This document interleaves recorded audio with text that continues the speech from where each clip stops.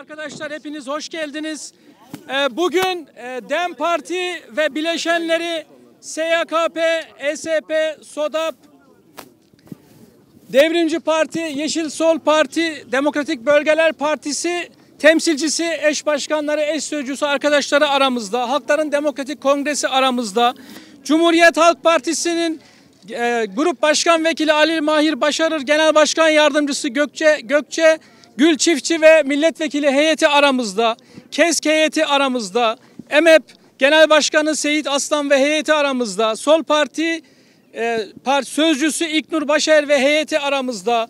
TİP Genel Başkanı Erkan Baş ve heyeti aramızda. İnsan Hakları Derneği Genel Başkanı ve heyeti aramızda. Sosyalist Meclisler Federasyonu heyeti aramızda. Ezilenlerin Hakların Partisi Genel Başkanı Hakan Öztürk ve heyeti aramızda. Pir Sultan Abdal Kültür Derneği aramızda. Alevi Bektaşi Federasyonu aramızda. Halk Evleri Genel Başkanı Nebiye Mert Türk ve heyeti aramızda. Çağdaş Hukukçular Derneği'nden, Özgürlükçü Hukukçular Derneği'nden ve hukuk örgütlerinden arkadaşlarımız aramızda. TÖP Sözcüler Kurulu'ndan Perihan Koca ve Pelin Kahiloğulları aramızda. Devrimci Demokratik Gençlik Federasyonu Genel Başkan Abdülhakim Daş aramızda. Kaldıraç temsilcisi aramızda. Devrimci İşçi Partisi Başkan Yardımcısı aramızda. Bölge barolarından Diyarbakır, Şanlıurfa, Van, Mardin, Hakkari, Bitlis Baro Başkanı arkadaşlarımız aramızda ve elbette ismini sayamayacağım çok sayıda kurum temsilcisi burada aramızda. Hoş geldiniz. Şimdi eş genel başkanlarımıza sözü veriyoruz arkadaşlar. Yerden ayağa kalkmadan arkadaşlar.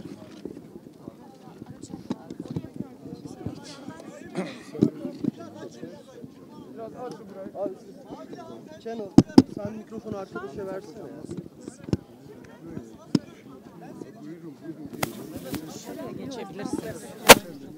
Tamam mıyız? Evet, buyurun efendim. Değerli basın mensupları, çok değerli siyasi parti başkanları, siyasi parti temsilcileri, kurum temsilcileri, emek meslek örgütleri, inanç örgütleri, kadın gençlik örgütlerinin temsilcileri, barış anneleri, bizi bugün burada yalnız bırakmayan değerli halkımız, hepiniz hoş geldiniz. Bugün Türkiye'nin en büyük siyasi kumpas davasının sonuna doğru geldik. Siz de takip ediyorsunuz. Bu bir hukuk davası değildir. Dosyanın içeriğine de bakıldığı zaman hukukla bir alakasının olmadığını göreceksiniz. Bunu defalarca dile getirdik. Gizli tanıklarla, zorlama yorumlarla hazırlanan siyasi erkin yönlendirdiği, karar verdiği bir kumpas davasıdır. Bugün normalleşmeden bahsedenler, yumuşamadan bahsedenler için bence Kobani kumpas davası bir milat olacaktır. Gerçekten 31 Mart'tan bir ders alınıp alınmadığını bugün hep birlikte göreceğiz. Bu siyasi kumpas davasında verilecek kararın aslında önümüzdeki dönem Türkiye'nin hangi hatta, hangi yolda gideceğinin de göstergesi olacağına hep birlikte şahitlik edeceğiz. Umarım ve diliyorum ki mahkeme heyeti siyasi erkten etkilenmez. Dosyanın içeriğine, dosyadaki boş delillerle yıllardır tutuklu olan arkadaşlarımızı bugün serbest bırakırlar, tahliye ederler. Aynı zamanda boş olan bu davada yargılanan bütün arkadaşlarımız beraat ederler. Bugün bizimle burada bulunan dayanışma içerisinde olan arkadaşlarımıza tekrar hoş geldiniz diyorum.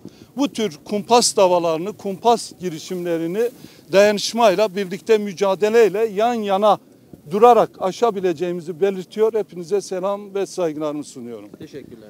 Değerli basın emekçileri, değerli kurum temsilcileri, bugün başkanımızın da ifade ettiği gibi Türkiye tarihi açısından oldukça önemli bir davanın karara bağlanacağını beklemekteyiz. Bizlerle Türkiye'nin dört bir yanından gelen değerli kurum temsilcileri, siyasi parti temsilcileri, inanç kurumları temsilcileri, kadın hareketi, ekoloji hareketi, insan hakları hareketinden, mücadelesinden temsilciler bugün burada. Bizler bu tarihi davayı hep beraber bugün izleyecek ve Türkiye'nin geleceğine dair bu davada bir fikir oluşturacağız bu davanın sonucunda.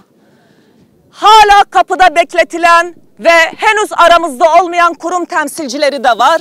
Onların da bir an önce aramızda olmasını istiyoruz. Bu konuda kolluk kuvvetini de görevini yerine getirmeye çağırıyorum. Ve bizlere destek ve dayanışma için gelen bütün demokrasi güçlerine sizlerin huzurunda bir kez daha teşekkür ediyoruz. Evet, bu dava tarihi bir davadır. Bu dava hakkında çok konuştuk. Kobani tam bir kumpas davasıdır. Tam sarayın eliyle yazılmış olan, yargının eliyle yazılmış olan bir senaryodur. Ve bizler çağrılarımızı çok kez yaptık.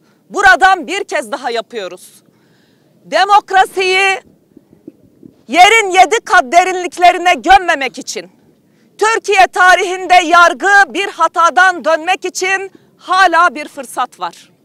Bugün burada açıklanacak olan karar, ya Türkiye'yi tam bir karanlık, tam bir engizisyon ortamına, tam bir istiklal mahkemeleri ortamına geri çekecek ya da Türkiye'de demokrasinin önünün açılması için bir başlangıç olarak addedeceğiz bizler bugün çıkacak kararı.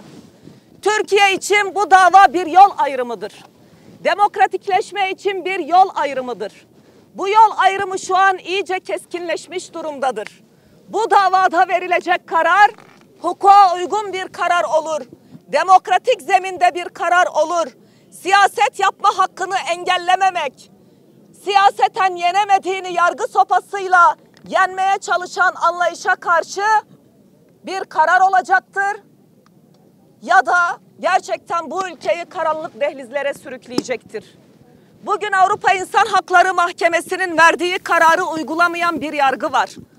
Bu kanun, bu karar uygulanmış olsaydı bugün Kobani kumpas davasından yargılanan bütün arkadaşlarımız serbest olacaktı. Tam bir düzmece olan ve IŞİD'i esasen besleyen bu Kobani kumpas davası, verilecek karar aynı zamanda şu anlama gelecektir. Türkiye'de ve Orta Doğu'da IŞİD ve benzeri örgütlerin ya önü açılmış olacak bu kararla ya da demokrasinin önü açılacak. O kadar keskin çizgilerle karşı karşıya olduğumuz bir dava.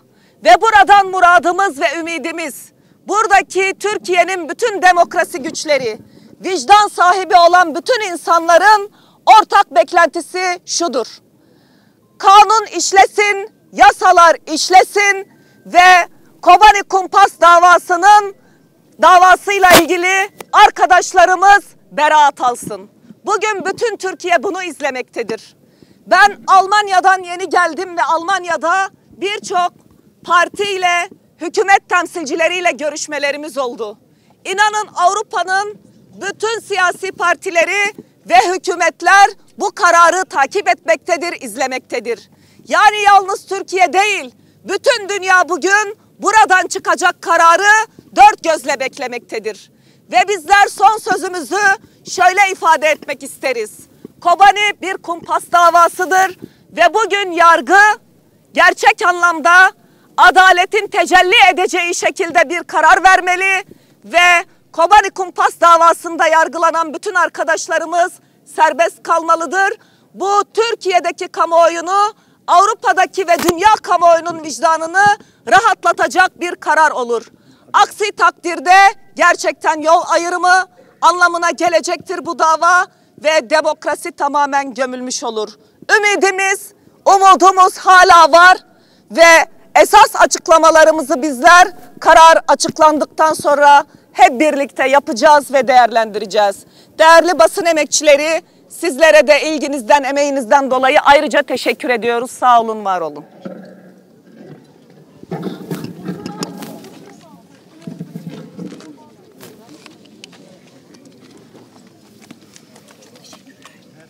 Evet arkadaşlar, şimdi devam edelim. Evet, tamam. Arkadaşlar, ayrıca Avrupa Alevi Bektaşi Federasyonu temsilcileri aramızda. Onu geldikleri için teşekkür ediyoruz. Koçgiri Kültür Derneği aramızda. Teşekkür ediyoruz geldikleri için.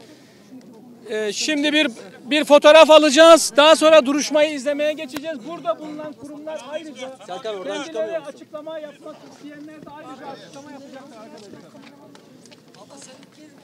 Abi çıkalım da. Devam edelim.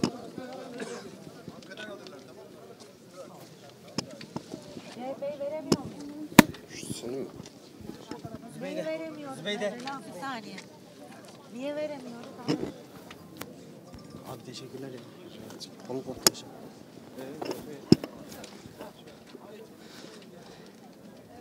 Mikrofonları indirek de oraya.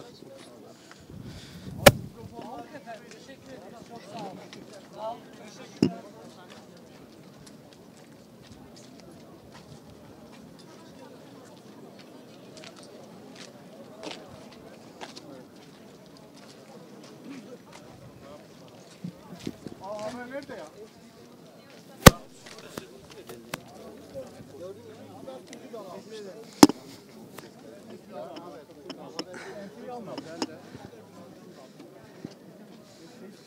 Vedat abi. Teşekkürler abi, çok sağ ol. Melek. Ayrı yapacak onlar.